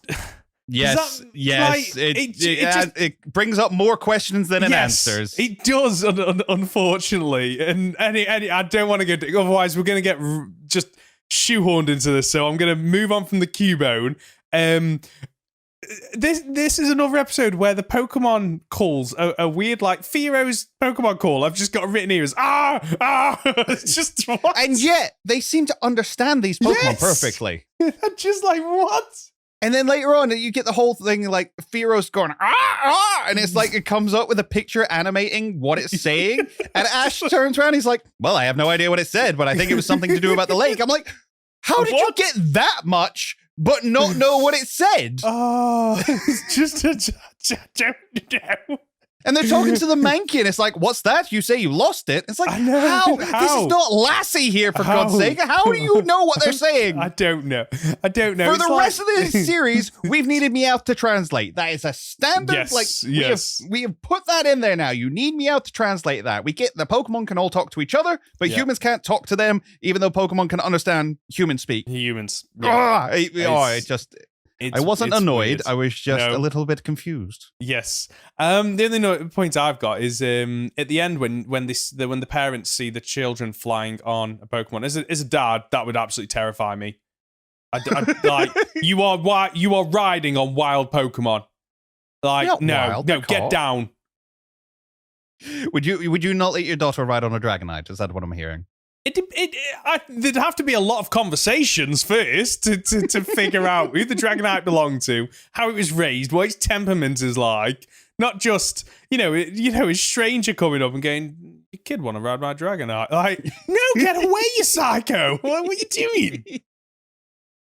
Can I say as well, the one thing another thing I love about this episode, Ash is he's just the best. Yes, he really is, nice. and it's even brought up at the end of like, wait, you came all the way here just to give this to me because you thought I might need it. Yeah. Of course you did. That's such an Ash thing to do. It is. It's adorable to the point where when Journeys is done and dusted, I kind of want to keep Go around. What they do, I don't know, but I'd like to keep Go around. He's a good foil for Ash. They work together as a duo. I like it. I like it a lot. Yeah, I can see that. Okay, shall we move on to episode 16, A Chilling Curse? What did you think of this? Chilling Curse. So this is Gengar coming back into the picture. Yeah. It's controversial. Ifs and buts. Okay. It's a good episode. It's a fine episode. I like the idea that Gengar can curse its trainer. That was really fun. Yes. But it's just the Charmander story again. Oh, it is, isn't it? Yeah, I didn't know that you've mentioned Ash has found another Pokemon who was abandoned by its trainer, and it would stay there forever because its trainer told it to, and he's going to teach it that actually that trainer's a big butthead and you should hang out with me because I'm not a butthead. And it's like, yeah, we've done this. Yes. I'm sorry, can we not find other ways? Because they did it with, at least to my knowledge, they've done it with Charmander. They did it with, what's not Infernape, the baby Infernape. Chimchar. No, Chimchar. Thank you. I was like going backwards in my head. They did the exact same story with Chimchar. And I'm just like, come on. There's better ways to do this. Yeah. There's other ways to do this. Yes. Now that you've mentioned that, I think it's annoying really because now that you've mentioned that, I've gone from I really enjoyed this episode to, okay, that is actually an issue that like come up with a creative way to deliver, you know, a new Pokemon companion in a way that isn't, oh, this Pokemon's just been abandoned. I know it's slightly different because this one, the trainer abandons it because it's cursed, whereas Charmander was because it was weak and the thing is, it was done better those times as well, because you really hate Charmander's trainer. You really hate him because he's like, they're stupid Charmander. Yes. And it's like, you're the worst. Yeah. I think it's Paul who gives up Chimchar, who, like, we all love to hate Paul. Again, if you didn't watch the Diamond and Pearl series, Paul was the best rival. I didn't, but like I know enough about him to know what the community feels about him. So, like, again, you love to hate him. And then this guy is just like, guess that wasn't a very nice thing you did. Yeah. Bye. And like this trainer, I kind of get it. Like if I was cursed, I'd want to get away from that curse. Like I probably would have handled it in a different way, but I can understand his reasoning. I find, sorry, I didn't mean to cut you off. I find Gengar's design really weird. Yeah, it does look strange, doesn't it? I don't know. I can't understand why. It just looks like it's too round, maybe. Yeah, maybe. It ultimately does depend on whoever the artist is, but it does.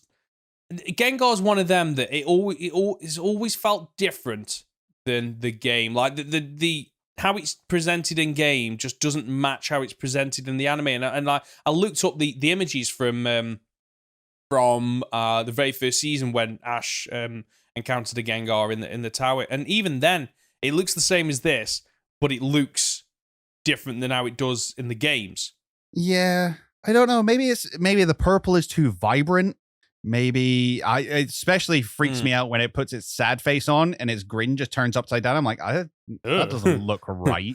That's a I don't know. It just, there's something about the design of Gengar. Maybe it's the art style or something that just like, maybe not a big fan. No,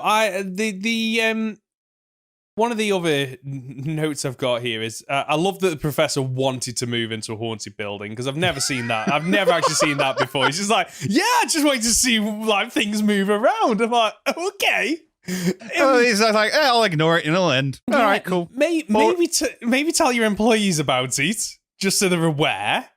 That'd be nice. So that Gengar's been there a while then.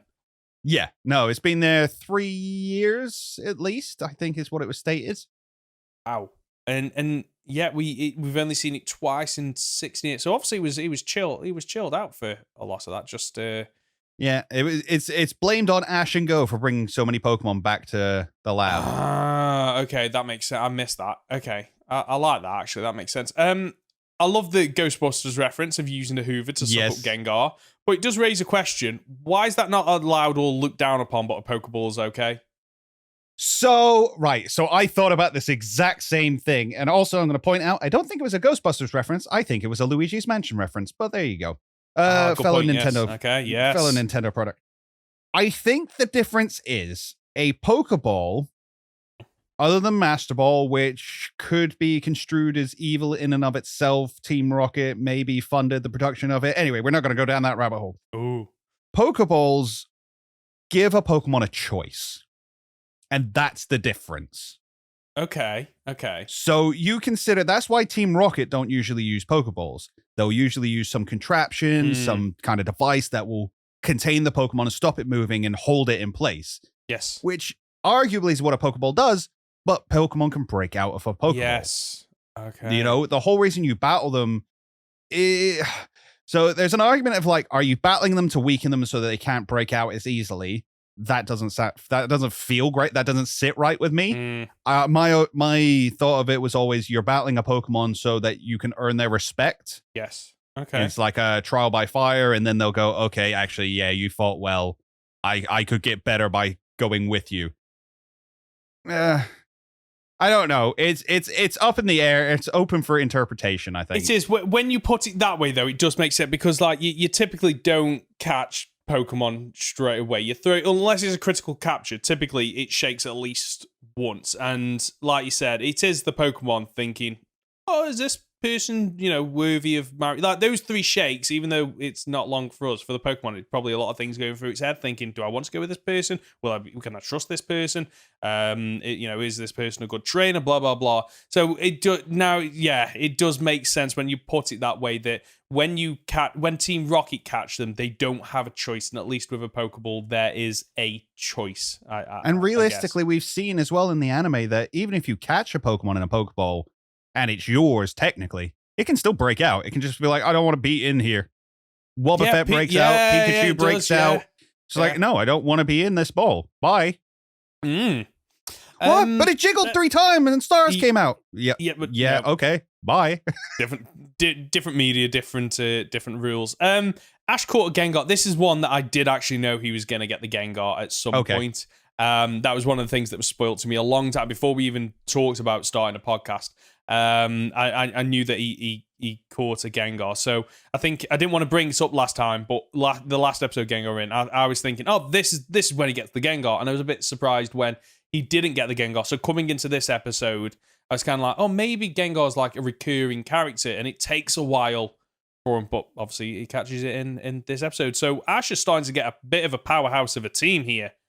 He's got what? The Dragonite, his Pikachu, and his Gengar. Yes, that's not looking bad. Good. Looking like a good team, isn't it? It's not very, very Gen 1 heavy at the moment, but it's good to see that, because like you said, like in the past, typically whenever he does go on these adventures, it's always he gets the regional bird. He gets at least one of the starters of that region, and you can kind of guess each anime. Even though I've not watched a lot, I could probably guess what some of his Pokemon are if you quiz me for each anime, and I'd probably get a handful of them right.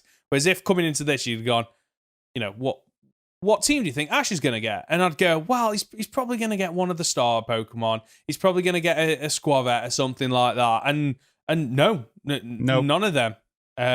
So it's going to be interesting to see what the rest of his team. I still think he'll get a starter though from the Galar region. I've just got this feeling that he'll get one. But no comment. But this is okay. Actually one of Ash's most stacked teams ever. Okay, I'm looking forward to this then. This is going to be interesting. It'll be interesting as well when it comes around to, when he finally does take on Leon.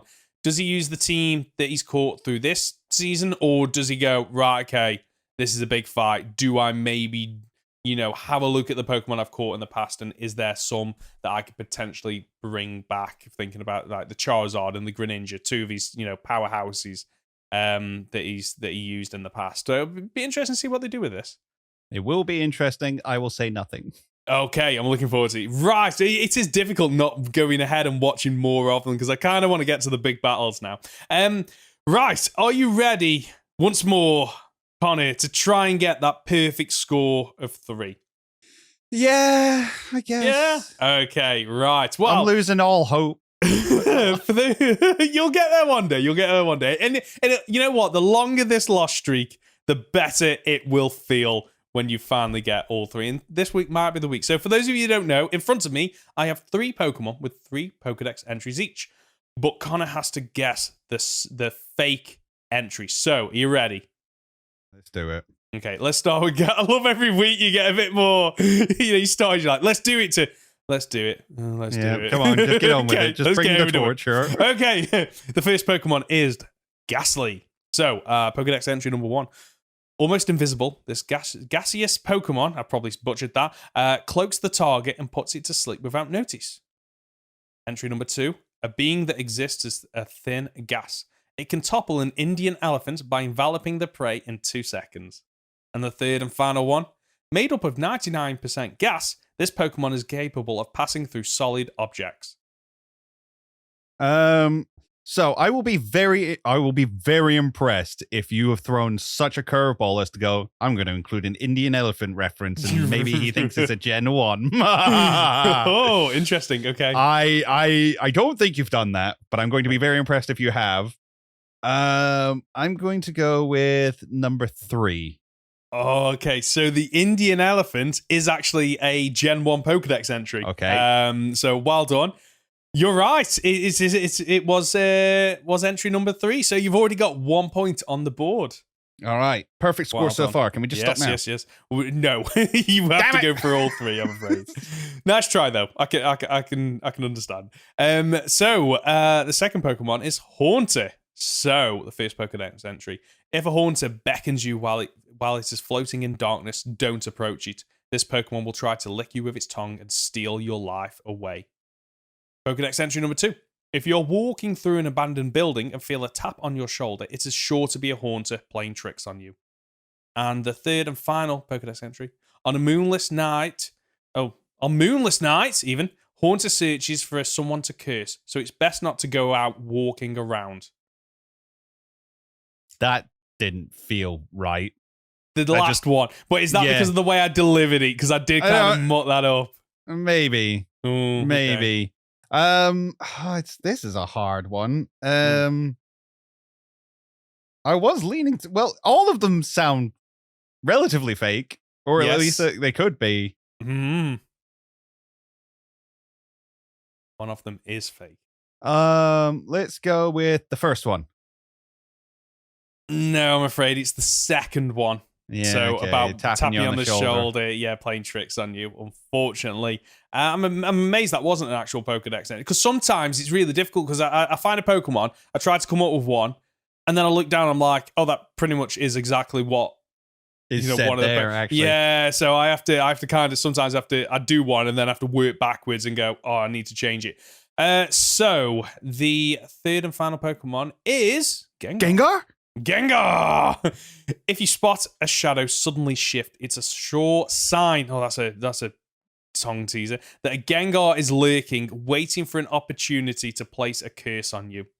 The second Pokédex entry. Should you feel yourself attacked by a sudden chill, it is evidence of an approaching Gengar. There is no escaping it. Give up.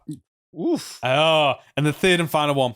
Possesses potential victims' shadows in an effort to steal away the victims' lives. If your shadow begins to laugh, you must take hold of a protective charm post-haste. What? Yeah, this game, this is probably my best one yet, because just looking at them, all of them sound so fake. Like, the second and the third one are certainly the most detailed, but the second one is about there's no escaping it, give up. And the third one's about a protective charm and says post-haste. Oh, wow.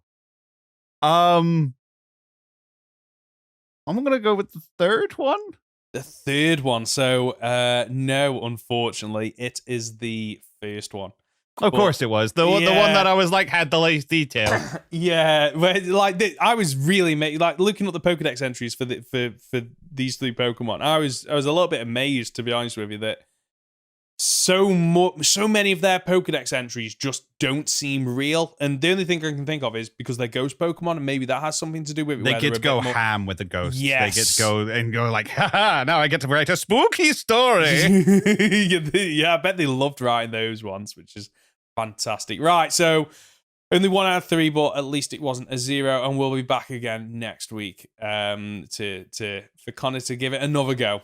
Fills me with so much confidence. At least it wasn't a 0. Wait. Oh, so we've got a couple of questions, but let's just do one simply because of the time. So this one comes from Rising Phoenix, who has written in before. What's your favorite Pokemon game that's not from the mainline series? Pinball. Oh, the Pokemon Yellow Pinball. Yeah. Oh, so I've got it. I've never played it. I bought it for like 20 quid. It's still in its like cardboard box and everything. It's in like really good condition, but I've never. Is it good? It is, but I wouldn't open that if it's in really good condition and in the box. I'm not. I'm gonna get graded at some point, because I was amazed when I found it on, I think it was Facebook Marketplace, and I just saw it and I was like, I can't pass that up. Like, I've got to buy it just so it sits on the shelf, as does everything. If ever anyone's ever seen my background, it's just a load of geeky merch, which I love. So what is it? Did you play this growing up then? I played the first pinball one growing up. I saw a very short kind of like video essay about the Ruby and Sapphire era version of pinball as well, which just brought back so much nostalgia. I'm like, these are really good games. Like, it's just pinball, But the idea that they went, what has Pokemon got? Pokeballs, pinball. We'll throw all these. We'll throw the pinball up as a Pokeball, or sorry, throw the Pokeball up as a pinball, and then you got to hit the Pokemon a couple of times, and then you can finally catch it. It's a cool implementation, and I really liked it, and it was so fun. You still have to catch the Pokemon in it. Yeah, that's the point. You catch all the Pokemon all the way through. You complete the Pokedex, and then you fight Mewtwo at the end. Oh my god, that's really good. I love that. They're really fun games. I really recommend them. But don't open that copy, please. No, I'm gonna keep it there and get it sent off. So for me, I haven't really played a lot of the Pokemon games outside of the mainline series. I've played Gale of Darkness, I think it is. Which is the sequel to Colosseum. So I've never played Colosseum. That's if this was the question of what game do I really want to play, it would be Colosseum. I've been wanting to play that for a long time. I recently played the original Snap again after not playing it for many years, and I'm not gonna lie, I was left a little bit disappointed. My nostalgia was quite heavy for that until I played it. I was like, oh, okay, this isn't as great as I remembered as a kid. It's a really short game. It's still quirky, and I do like that. So I'm going to actually say Pokemon Stadium, simply because I haven't played that since I was a kid, and I've got a lot of nostalgia for it, and I do want to one day go back and play it. And I would love to get an N64, get Pokemon Stadium, play through Pokemon Yellow on the actual cartridge that I've got, and then plug it in like I did when I was a kid. So I transfer over the Pokemon, and I get to bring the 2D Pokemon that I've got into a 3D environment. I'd love to do that again. So I'm still on the hopes that someday soon, hopefully, they will bring the Game Boy games of Pokemon to Nintendo Switch. Yes. They'll have a Game Boy emulator on there. Yes. Sorry, muting things. We're just messing up my mixer.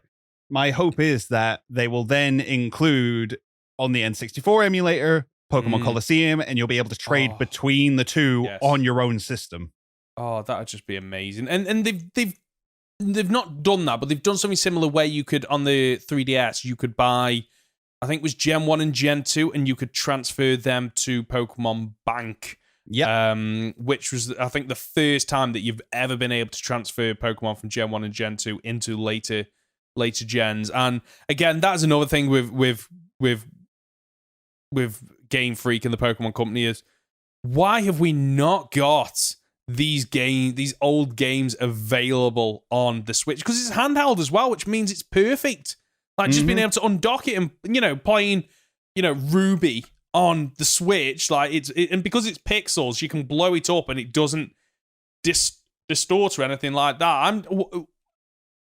will say, like, Nintendo have been caught previously ripping an emulator and ripping ROMs from online and selling them to people. Yeah, no, they got caught doing it. I can't remember what the game was, but hey, it's their games. They're technically okay to do that. Yeah, technically, a bit of a, probably not as black and white as it could be, but like they did own the original game, I guess, and legally does belong to them. These things are already out there. Just give them to me. I'll pay another 30 quid for Yellow again. I don't care. Oh, yeah, I would if I could just whack it on my console, because like I don't like playing, even though I do it on YouTube. I don't like playing Pokemon games on my computer. I do like to be able to sit there handheld and enjoy them when I do play them. And the closest I've got to playing the old games on handheld is basically tricking the iPhone into opening up like a Google document, which is actually the game, and it plays on an emulator, and it's all randomized and everything. But it looks really good on mobile phones still. So I'd imagine it'd look really good on the Switch if they could eventually do that. But there's your answer. Anyway, if you've got a comment or question, you can reach us by leaving a comment on our podcast on YouTube or by emailing goldenrodpod@gmail.com. So, nearing the end of the podcast, Conor, what have you got going on at the moment? At the moment, I am still working on that video I talked about last week. Check out last week's episode if you want to know what I'm talking about there.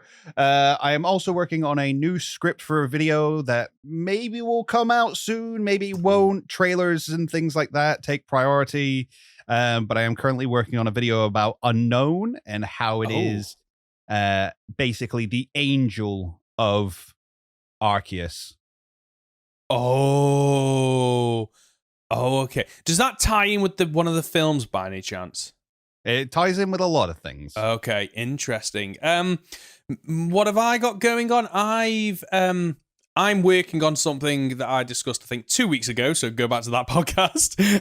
I'm finally pulling together the video that is what's the worst team to take on Brock with in Pokemon Yellow. It is actually impossible. I've tried to beat him with this team. It's not happening without some serious RNG manipulation. Really? So I'm hoping that comes out soon. And I just yesterday, as time of recording, so by the time this goes live, there'll be 3 episodes out of my Cage Lock series with Tommy Lou. For those of you who don't know, we battle at the end of every gym, and whoever has the most points at the end of the game wins. One thing I'm loving about this is it's Omega Ruby and Alpha Sapphire, which is still probably my favorite Pokemon game. Maybe Legends Arceus, but there's also custom forms as well, and these custom forms are done in a really tasteful way. They actually feel like they could belong, and I really like it. So that's it. It's caught you out a couple of times, though, haven't they? Yeah, because you're like, oh, this Pokemon's white. Surely it's an ice-type Pokemon. And then it whips out like a fire-type move. You're like, oh, okay, I'm dead. Right, fantastic. There's been a couple of times where that happened. And obviously, you'll... I don't know if you've watched episode 1, but we're up to episode 12 in terms of recording. We haven't edited them all yet. And there's been deaths on both sides from Pokemon that we think, oh, that Pokemon is obviously a type of Pokemon, and then it throws out a move that just one-shots you because you're not aware of what typing it is, and you're scrambling by that point because you're still not sure what typing it is, what moves it's got. It's fantastic. I'm absolutely loving the series at the moment. And that's the show for this week. If you've gotten this far, you're just a top dollar, aren't you? Conor, where can we find you? You can find me on Twitter let's try that one again. You can find me on YouTube at Captain Fidget or on Twitter at Cap Fidget. Perfect. And I'm Ben. You can find me as Professor Hoenn on Twitter, YouTube, and Twitch. As for the Goldenrod Podcast, you can find us on all the usual platforms. Search for Goldenrod Podcast on YouTube or on your usual podcast app.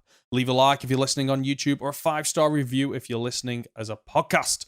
We'll be back next Friday for another week of Pokemon podcast content. See ya!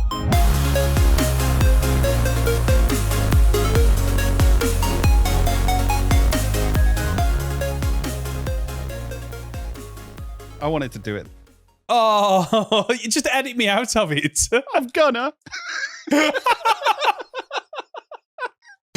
Oh.